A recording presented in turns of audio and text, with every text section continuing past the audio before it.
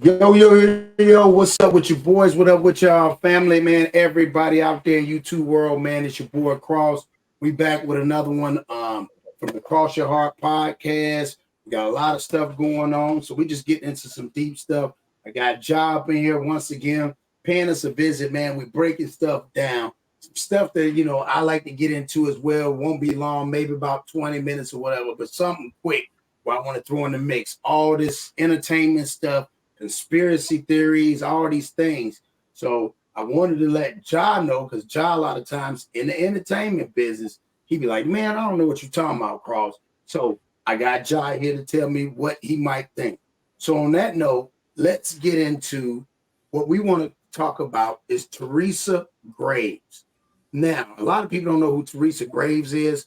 Teresa Graves was a singer back in the days, very popular singer, very beautiful woman. Everybody, every man's dream. I'm talking about any culture, every man's dream. Also, she was the first Black woman to have a action TV series that I think it went syndicate. It was called Get Christy Love. Now, the whole conspiracy is a lot of people say things. Some people say her brother was the one that got Teresa Graves pregnant, which then brought the offspring of Whitney Houston. That's what they say. Or the other story is her daddy, which was a preacher, ended up messing with Teresa Graves, and you have the offspring of Whitney Houston. So I want to just play for the world, for our community alone, and just show y'all that this woman back in the 70s was a pretty big name. And it's just weird. All of a sudden, they never talk about it. You've never heard her. They've never done a rendition of it. They've never done a remake. So ask yourself, conspiracy-wise, what is really going on in this world? So again, we're going to play this real quick. Y'all tell me what y'all think. Y'all make sure y'all smash that like button. R.I.P. and shout out to Christy. You want to see me, Teresa sweetheart? Graves. I can save your skin. Right, just like you did with Celia. You stick your big nose. Hey, just shut up. Just shut your face. Celia was my friend, and she was doing just fine until she got tangled up with you and your kid. What kid? Hey, come on, I know about your kid. I'm not talking about that nephew of yours in Miami either, so let's just stop with the games already, okay? Get out of here, okay? You just leave me alone. Tomorrow I'll prove to you I know. Just lay off of me. Cortino's coming. I don't want you here. Cortino, yes, I want to know about him, too, and about that ledger and all that junk he's shipping in here. He's due here any minute, and I don't want you here, so get out. Why don't you want him to see me here with you, huh? How come you're afraid of me, huh? Tell me that. Get out. You know what? I bet you Cortino doesn't know about your real kid, does he? He thinks that nephew of yours in Miami is your boy. Baby, you got him snowed too, don't you? Well, why all the lies? Why all the pretense, huh? Just cool it. Just cool it. Now I'm going to do you a favor. You ever...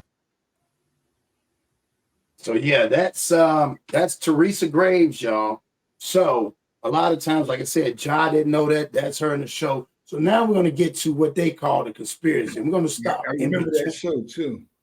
Yeah, pretty deep show. So, and Ja actually got a little history with the Whitney Houston situation. So I wanted to bring this to us attention. So on that note, let's get to it, y'all. This is true, but this just popped up on my For You page, and now I feel like I am being played with, okay? Now, this is alleged, this is all conspiracy, but y'all know me, I love a good conspiracy, okay? So pretty much what is being said, right, is that Whitney Houston is not the biological daughter of Sissy Houston, but she's still her mother nonetheless, okay? Let's just put that out there. Now, allegedly, right, Sissy is actually Whitney's stepmom. Like on some real life Fence the movie type situation. Like the father of Whitney Houston actually had allegedly an affair, right? And the affair was allegedly with this singer actress named Teresa Graves. And allegedly, when the affair happened, allegedly, I'm gonna keep saying allegedly, right? Teresa got pregnant.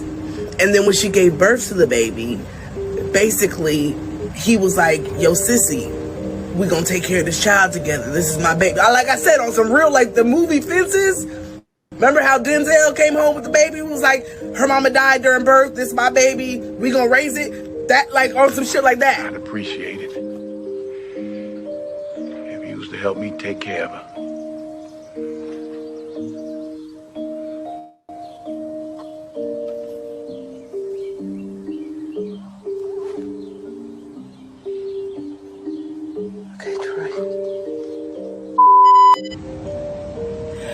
Now, I wouldn't have believed it if these mother lovers wasn't doing side by sides like this. Like, do you see?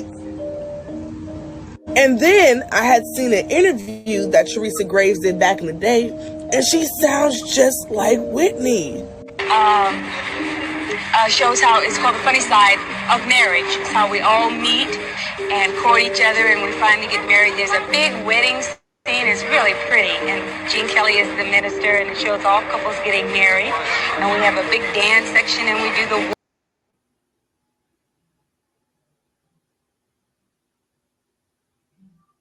So I'm gonna stop right there. So, Ja, what do you think is so far, or what you see? Well, you know, all things that are, you know, questioned, you know, remain to be proven. You feel me? So, Right. Without, you know, actual facts, we can only Right. speak Allegedly, right? Yeah, Conspiracy. circumstantial elements. We can combine them to create a picture. How we create the picture determines the spirit of energy, you know, that we use in constructing it. So, similarities, non-similarities. yeah, well, striking similarities. You know, and real talk, I'm speaking from experience. In that day, as I shared with you earlier, women in that field were doing that. Now, Okay. I'll share from my experience. Okay. I told you, my aunt, my mother's oldest sister, is all of theirs. You know, she's their mentor. Okay. That's Teresa Graves, Sissy Houston, all of them, and Kitty Parham. So my mother got into a lawsuit with her sisters when my grandfather passed. Okay. And the lawsuit, my grandfather had 3 life insurance policies. One, he was a well-known preacher. He was like, you know, like a T.D. Jakes back in the 50s and the 60s.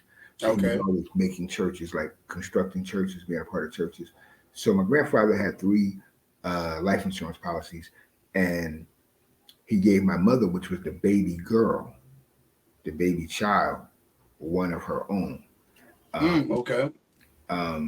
My mother's first cousins, 2 first cousins, and one of her sisters, they conspired to get the life insurance policy from her. So wow. She being an academic scholar, she pursued them in court and got her money. Right. So, right. However, my mom, my father was, you know, the opposite guy out in the world, rude boy.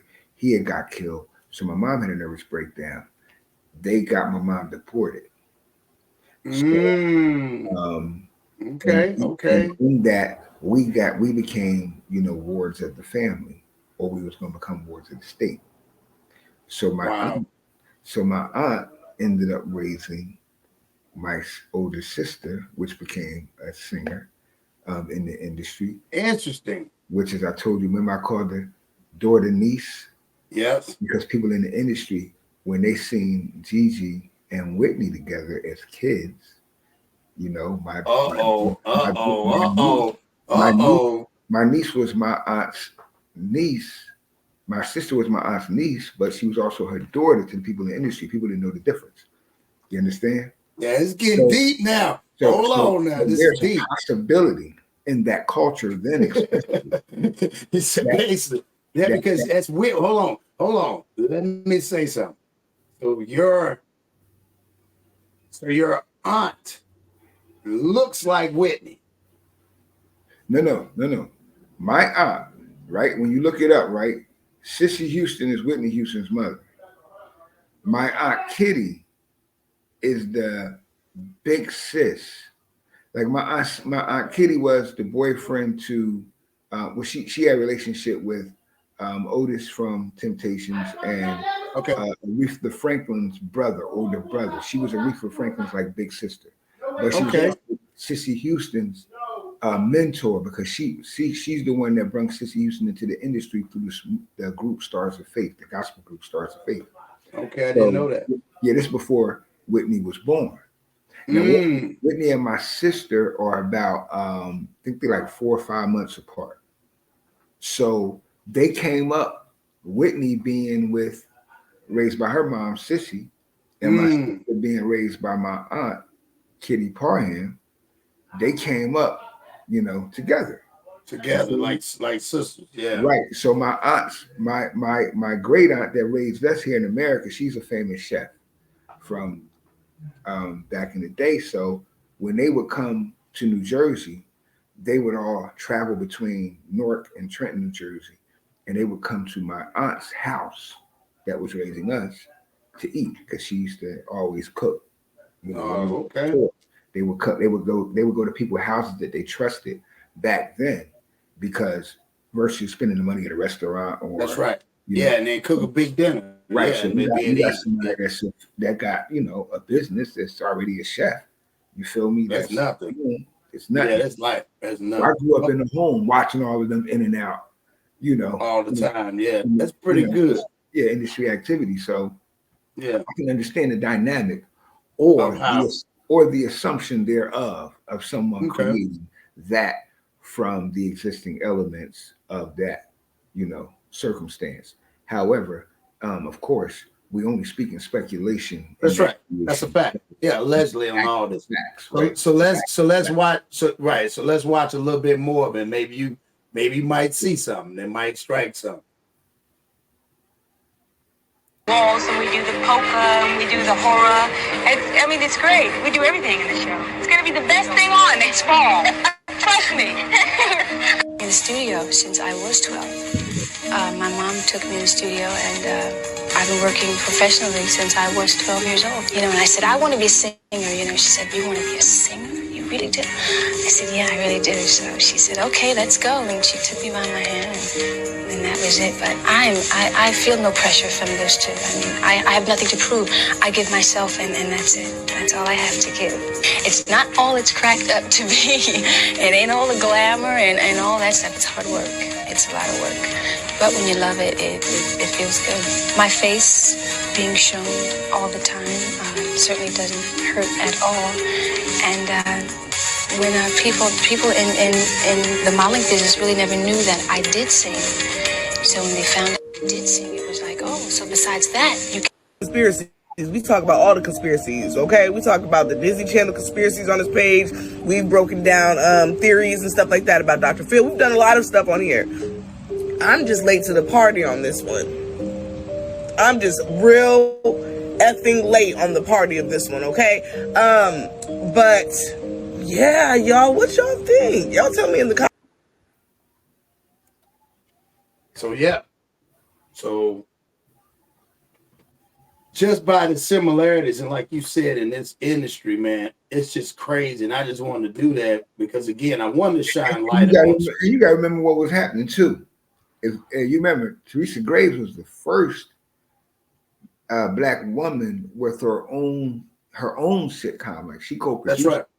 That's right. So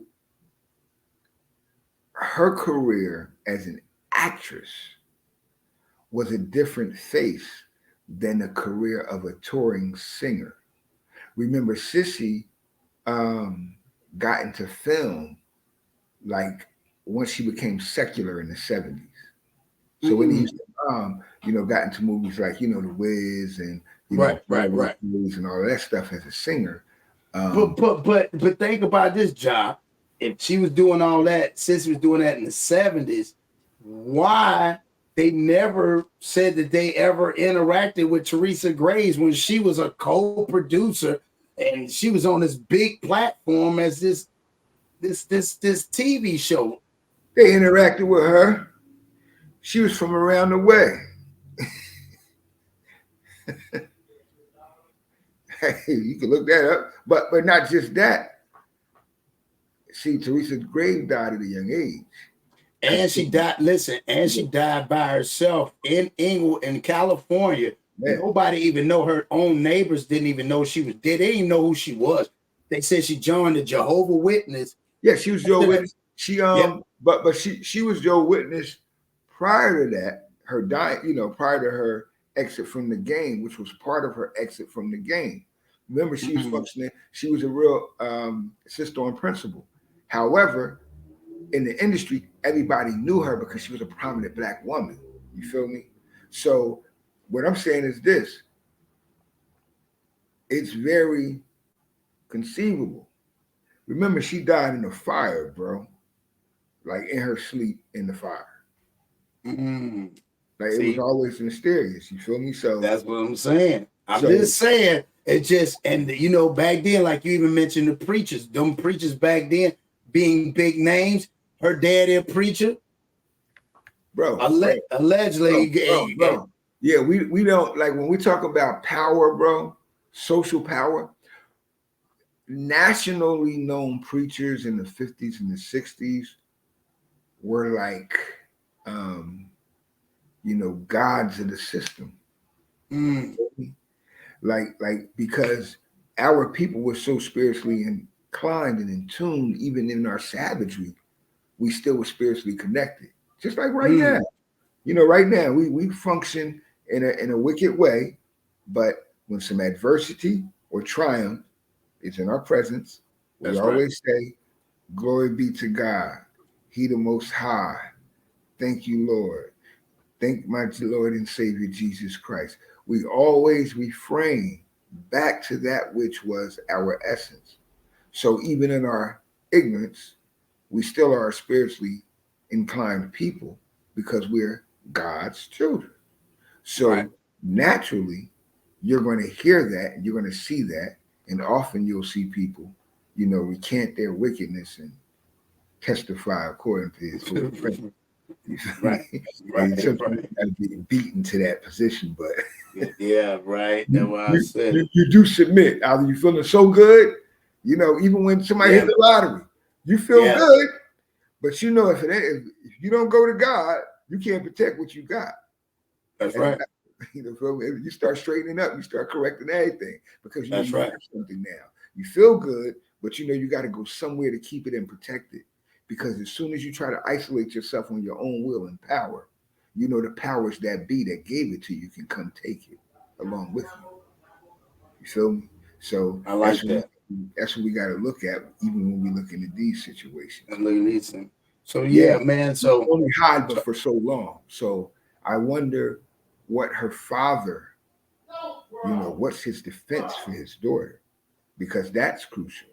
If someone wants evidence, but that should be where you should look, because since she's still alive, she's still coherent.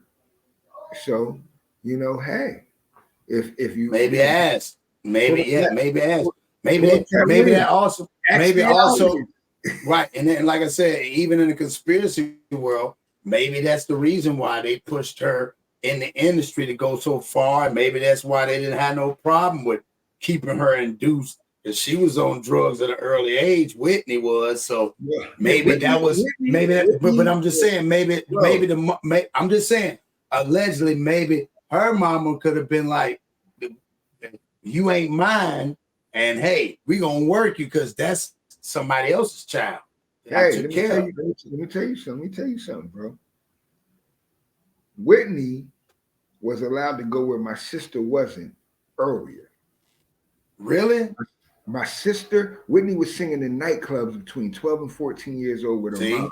Her mom was moonlighting between gospel and secular music. This is in the 70s, early 70s. And my sister was tempted by that. You feel me? So, but my aunt has such a disciplined, tight grip on my sister that my aunt held my sister in a tight clutch until my sister escaped. When she turned 18, my sister went and joined the Air Force. She went and joined the Air Force to get away from my aunt so that she could do what she wanted to do because she wanted to sing secular music like Whitney. But what happened with Whitney, Whitney was given the powerhouse in the underworld, Mr. Clive Davis. Yep. Ain't that something? And he had Whitney as a teenager. See? Like Cassie and Puff. That's what makes me think about when I said earlier about these celebrities end up messing with these women or whomever, and then they end up pimping them out. The victim becomes the protege. Yep, so what did Bobby tell you? Hey, it wasn't me. I remember back in the days, everybody was like, man, it's Bobby. Bobby came out like, bro, it's her. She the one turned me out. Yeah, she turned me out, right? See? And he's telling the truth because he didn't know that world. Bobby came from a hip-hop oriented environment with an R&B manager that was young enough to give them their own culture, let them live their own culture. So Bobby Brown and the new addition was the new Jackson 5 from a hip-hop appeal. They was R&B singers with a hip-hop appeal at a young age. They were, young teenagers. They came up in the street, but they didn't come up from that life, that circle. That circle was the Studio 54s of Manhattan and those upper echelons. You feel me? Club X out in LA and all of the Amnesias out in the Bahamas and all of them clubs back then. That's where they came up in. You feel me? So we didn't know nothing about that society. In the hip hop club, you had some weed, you had liquor, but cocaine was dangerous. So, people that had money snorted cocaine. You feel me? Yeah, right. Dust was even dangerous. PCP and all that stuff was dangerous. So you left that to that circle. But when you went to those arenas, anything went. Anything went, yeah. Including touching each other when you shouldn't be touching each other. So that was that world. It was the underworld, and they indulged in that at nighttime while they played church in the daytime. And I'm gonna tell you, bro, the same industry had both of them, Whitney and my sister, hit on drugs because they didn't come from that. They came from a world where they had to walk a straight line. That makes sense, bro. So drugs permeated their careers. Whitney signed with Clive Davis and them, which was a sub at the time, Arista Records. My sister signed to Select Records. See? And they both signed. My sister was certain months younger than Whitney. My sister was able to get from up under my aunt at that time. And my sister signed, Whitney signed and my sister signed a couple years later. My sister was up under the manager of Kashif. And my man, Al Heyman. Wow. Yeah, see, because that's where Al Heyman come from. Yeah. Music industry. You feel me? We might have to get into a little bit deeper this on another one. What we're gonna do is we're gonna wrap it up. And I appreciate y'all coming on and dropping some gems, man. Like even just breaking it. It's just something about I had to play this story. And so happened, there you go. You own the connection of it. Like you seen these things, and it's just weird when I said, and you said, hey, she was around there. Hey, anything's possible, especially in those days. So we got to know the entertainment world has been like this from day one. Our culture, if you had a baby, right, and you were too young up here, up north, your parents would send you and the baby, or while you were pregnant in your early stages of pregnancy down south. Okay. Then you would come back up here. And the baby would stay there. Yep. The baby would stay with grandma or auntie and become their baby. Then you would become of a responsible age as originally we did. You would come a responsible age and come back and take care of your child. That changed. You feel me? To whereas when you came home and you lived at home, then you became a sibling to the child. See? That's a fact. Yeah, or you became auntie. Like. See, but the other alternative was to allow someone that was well off established to take the child on as theirs if something befell you, like a deportation or an arrest or Right. a medical issue or a death. Right. See? And we took care of each other. Mm-hmm. So in the light of that, we were raised, my brothers and myself were raised by my great aunt. My sister was raised by my Aunt Kitty. See, Right. from a real young age. Right. So when we talking like 10 years old on, you feel me? So Around that time, yeah. So yeah, like 10, 11 years old on. So same thing. They were in the industry, because they were groomed. My sister just didn't move. My aunt, our whole family was, studious and scholarly in religion and the music and arts. Mm-hmm. So that's why my son right now, both of them, one just qualified to go in the America's Got Talent final joint, and my son is signed to Geffen Records as an MC. Same thing. It's like same thing. Same. In our makeup. So it's just like in their makeup. Yeah, that's true. But look at how their lifeline got cut short. Not only is Whitney gone, but the children are gone. That's real. That's deep. That's deep. So they can't tell the story. So yeah, let's go ahead and get out of here. Appreciate John coming on here because I like this one. This was a very good one. And y'all, we're gonna keep on bringing y'all. Y'all make sure y'all hit that like button. John, tell them where they can find you, my brother. Bro, y'all know where y'all can find me, man. From the mind of Jah, PHROMMYNDOF,